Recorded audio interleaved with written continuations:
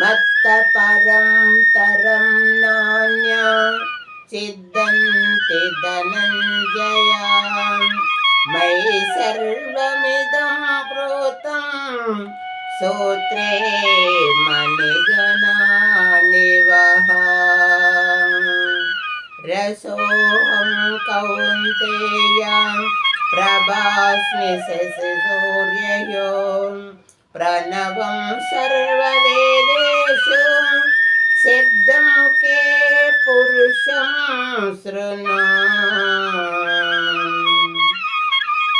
అర్జున పుణ్యో గంధ పృథివ్యాంచ తేజస్సాస్మి విభావసౌ జీవనం సర్వభూతేషు తపస్సాస్మి తపస్సు.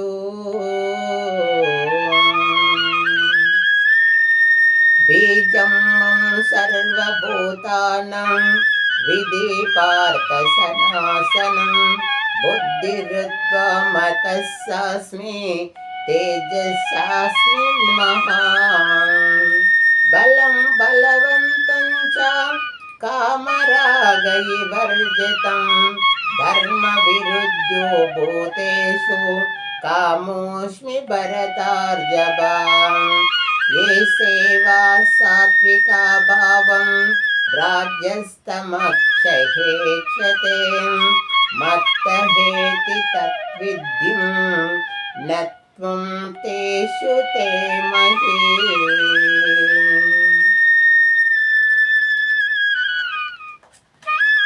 ధనంజయ నాకన్నా ఉత్తమమైన సత్యం ఇంకొకటి లేదంటూ సందేహం వద్దు. మనులు దారంలో కూర్చబడినట్లు దారంపై మనులు ఆధారపడినట్లే ఈ ప్రపంచమంతా నాపైనే ఆధారపడి ఉన్నదని తెలుసుకున్నాను.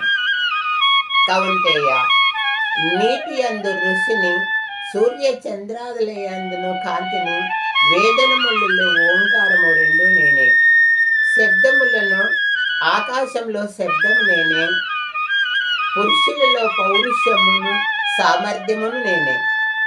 అర్జున పృథివీ అందు సుగంధము నేను అగ్ని అందు తేజము జీవించు సర్వ ప్రాణుల యందు చైతన్యమును నేనే అటులనే తపస్సుల్లో తపస్సు కూడా నేనే అని తెలుసుకున్నాను. వార్త సర్వభూతములకు నేనే శాశ్వతమైన బీజం అని ఎరుగము. బుద్ధిమంతులలో బుద్ధిని ప్రజ్ఞవంతుల్లో ప్రజ్ఞను తేజోవంతులను తేజస్సు కూడా నేనే అని తెలుసుకున్నాము. భారత శ్రేష్ఠ అర్జున